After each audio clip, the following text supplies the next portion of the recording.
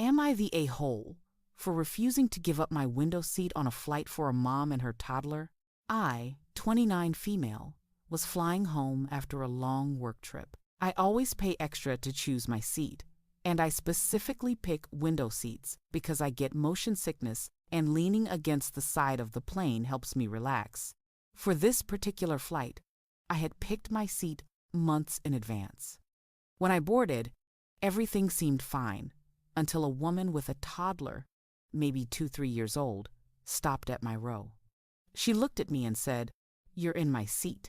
I double-checked my boarding pass and told her I was in the correct seat. She then explained that she had the aisle seat but wanted me to swap so she could sit by the window with her child.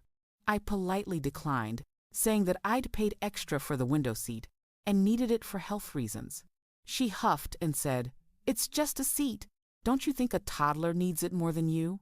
A flight attendant came by because she was blocking the aisle, and the woman tried to get them involved. The attendant confirmed I was in the right seat and told her that if she wanted a different arrangement, she'd have to ask other passengers or speak to the gate desk. She sat down in the aisle seat, but kept muttering about how selfish I was for refusing.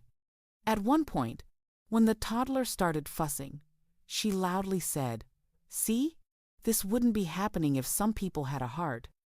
I felt awful for the child, but I also felt like it wasn't fair to guilt me out of the seat I paid for. If sitting by the window was so important, she could have chosen those seats when booking or requested assistance earlier. By the end of the flight, I was tired of the dirty look she kept giving me, but I didn't budge. Now I'm second-guessing myself. Part of me wonders if I should have just sucked it up for the sake of the toddler.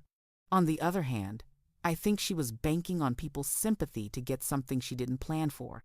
Am I the a-hole for refusing to give up my window seat for a mom and her toddler?